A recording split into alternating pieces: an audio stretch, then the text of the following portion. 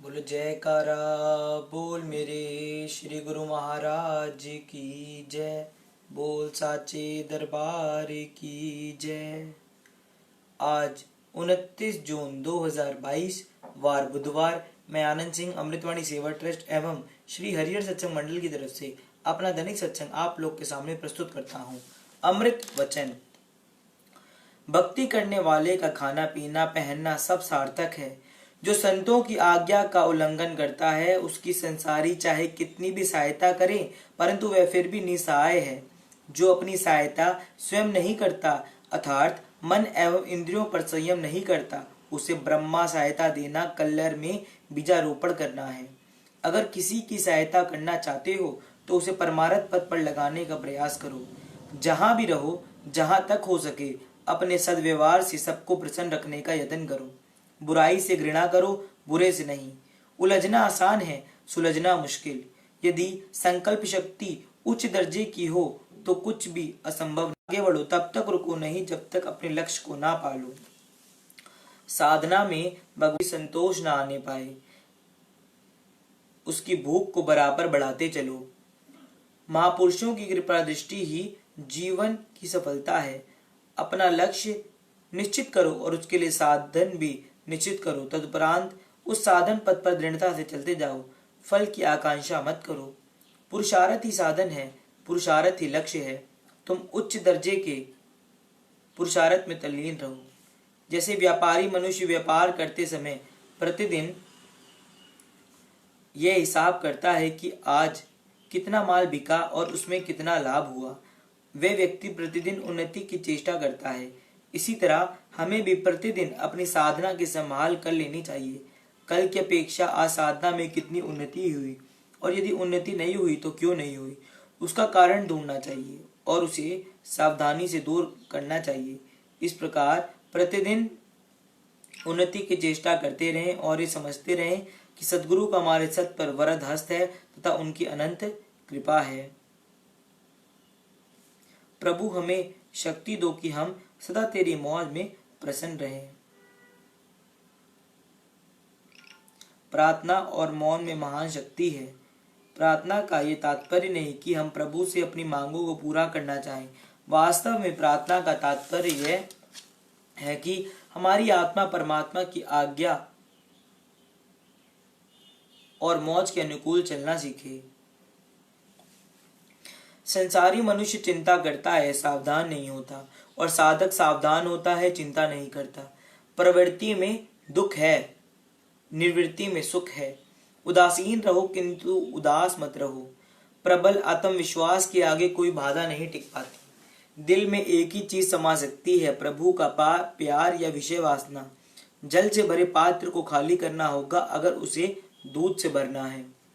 माया प्रभु की ही धरोहर है, उसे ऐसे ढंग से व्यय करो कि वे प्रभु चरणों में जा पहुंचे। प्रत्येक सहायता का मूल्य पृथक पृथक है। सर्वश्रेष्ठ एवं बहुमूल्य सहायता दूसरे को आत्मिक उन्नति की ओर ले जाना है। दिल में एक ही चीज समा सकती है, प्रभु का प्यार या विषय वासना। जल से भरे पात्र को खाली करना हो अगर उसे दूध से भरना है।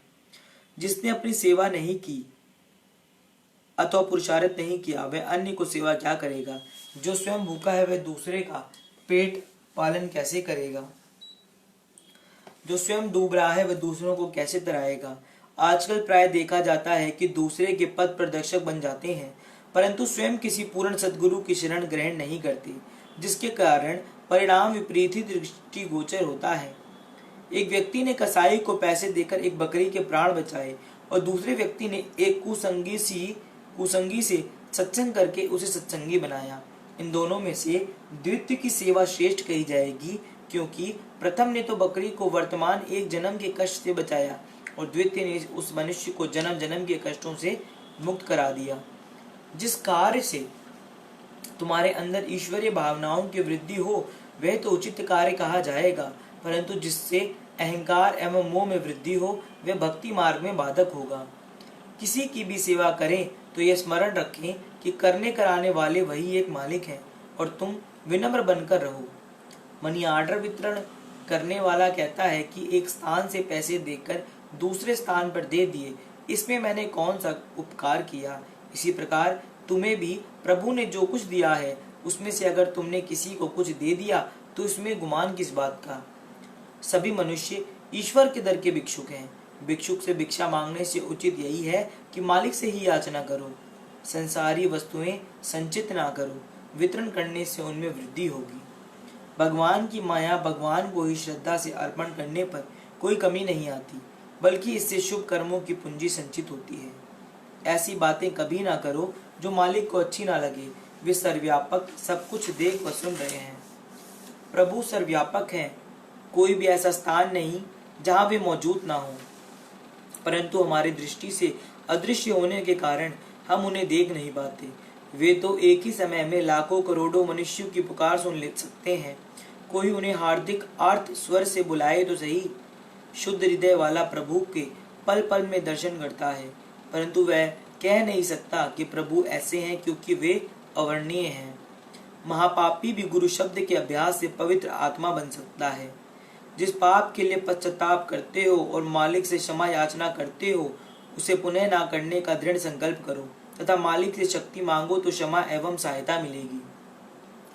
अन्य सब आश्रय व्यर्थ समझकर एक श्री सद्गुरु को आश्रय लो तो कठिन समय उपस्थित ही नहीं होगा। जो सद्गुरु के वचन का उल्लंघन करता है वह दुखी रहने को स्वयं प्रयत्न करता है। जब भी सहायता चाहिए तो मालिक के आगे सच्चे मन से प्रार्थना करो। बुरी बात मत सुनो, बुरी तरफ मत देखो, बुरे शब्द मत बोलो और ना ही बुरे विचार सोचो। सद्गुरु का द्वार ना छोड़ो तो एक ना एक दिन अवश्य निहाल हो जाओगे। तुम वर्तमान की सोचो, भविष्य की भगवान स्वयं सोचेंगे। गुरुमुख संसार में भ्रमण करते हैं और स्वयं रमण करते हैं। संसारी संसार में रमण करते हैं और स्वयं तक उनकी पहुंच ही नहीं। सद्गुरु को वही सेवक प्रिय है जो उनकी आज्ञा का पालन हितचित से करते हैं। साधक को मन, वाणी और कर्म से पवित्र जीवन व्यतीत करना चाहिए। किसी की उन्नति देखकर उससे ईर्ष्या मत करो, अभी तू प्रसन्न हो और उसके सद्गुणों को स्वयं में धारण करने का प्रयत्न करो। बोलो जयकारा बोल मेरे श्री गुरु महाराज की जय। बोल साचे दरबार की जय।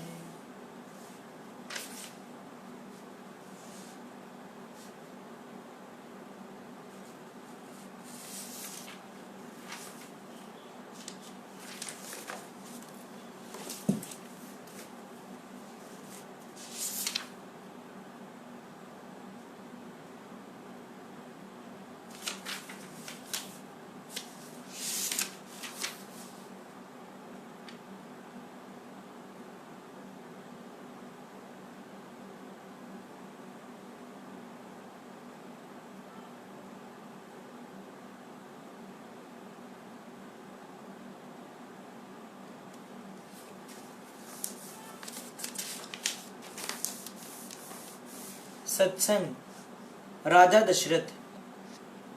रामायण और रामचरितमानस हमारे पवित्र ग्रंथ हैं।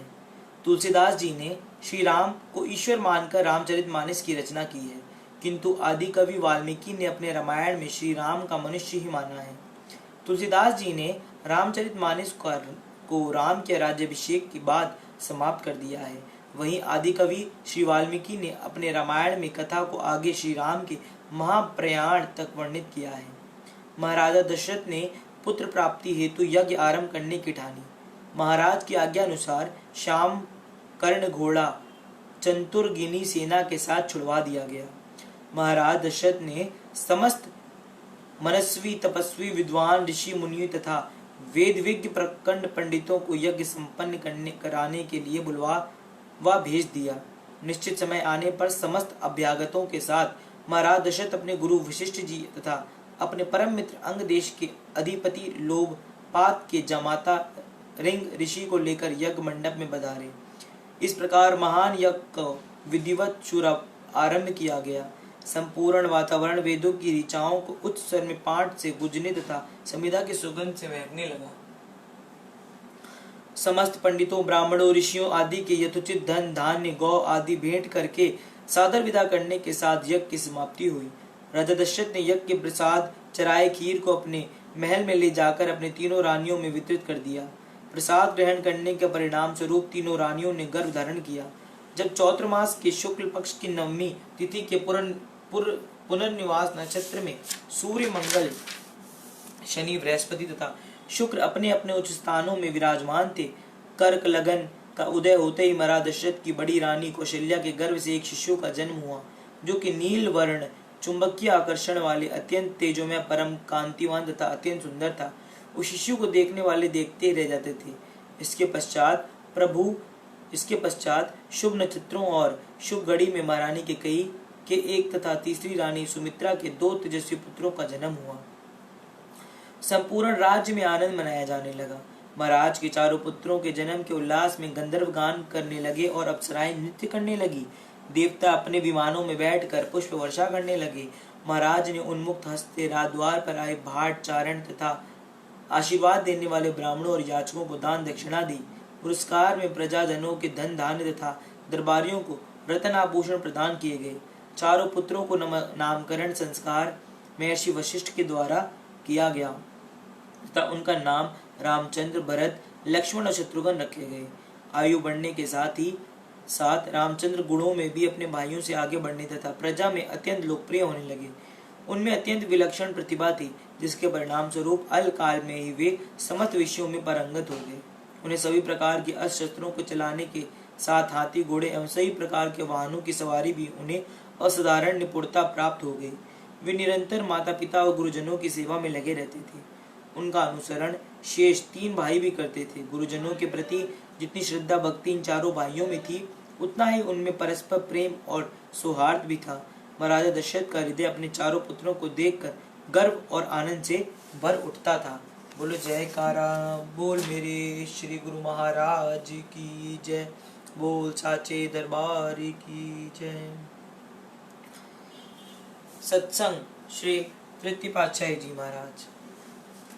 प्रवचन। संसार में आम लोगों को ये पता ही नहीं कि मनुष्य संसार में किस लिए आया है, मनुष्य जन्म क्यों मिला है, संसार में आने का उद्देश्य क्या है, मनुष्य को हमें क्या करना चाहिए था और हम क्या कर रहे हैं, इस जीव स्वयं नहीं समझ सकता। मनुष्य का इतना ऊंचा दर्जा है और ऐसा अनमोल शरीर उसे मिला है। कितना मनुष्य माया के धंधों में लगकर अपनी वास्तविकता को भूल गया है। इसका सारा समय इच्छाओं व शारीरिक सुखों में व्यतीत हो रहा है। जीव को शारीरिक आराम, शारीरिक सुख व इज्जत के सिवाय और कुछ भी याद नहीं।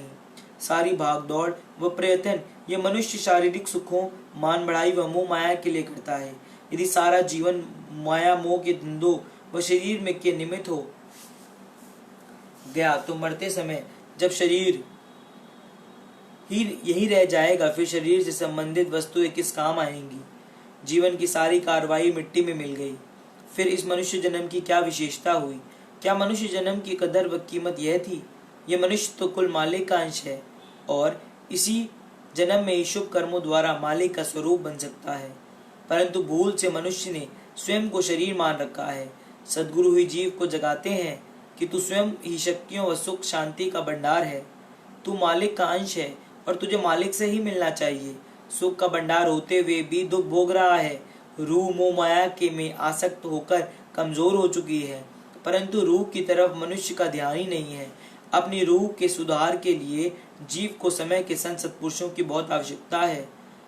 निराकार की आरसी सांदो ही की देही, लखा जो चाहे अलग को इन्हीं में लेखी लेही। परम संत श्री कबीर साहिब जी फरमाते हैं कि अलग पुरुष जो लखा नहीं जाता, अर्थात जिसको समझने में बुद्धि का ज्ञान काम नहीं देता। अगम पुरुष जहाँ वाणी की गति नहीं है, अर्थात जिह्वा उसके वर्णन करने में असमर्थ है। अकह पुरुष जो जिह्वा से कहा नहीं जाता, अर्थात मन, बुद्धि, इंद्रियों और वाणी से परे जो कुल मालिक का स्वरूप है। यदि इसको देखने की इच्छा है तो उसको देखने का दर्पण सद्गुरु की देह है। इस पवित्र दर्पण के अंदर तो उस अलग पुरुष को ठीक प्रकार से देख सकेगा, ऐसा संत कहते हैं। गर बिजोई जाते हकरा, सूरते मुर्शिद बबी, आशिके शो जाते मुर्शिद अंदरू रोशन बबी।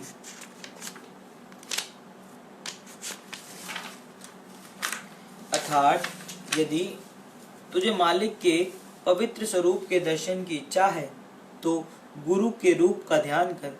जब तू गुरु के रूप में लीन हो जाएगा तो फिर अंदर से तुझको मालिक के स्वरूप का साक्षात्कार स्वयं होगा। इस प्रकार से मनुष्य को समय के संत सद्गुरु की चरण शरण में जाने तथा उनके उपदेश पर आचरण करने से ही आत्मिक आनंद, आंतरिक सुख व सच्ची शांति तथा मानव जन्म के लाभ की प्राप्ति हो सकती है। बोलो जयकारा बोल मेरे श्री गुरु महाराज की जय। बोल साचे दरबार की जय। आज हम अपना दैनिक सत्संग यहीं पर समाप्त करते हैं। राम राम। जय सच्चिदानंद। सत श्री अकाल।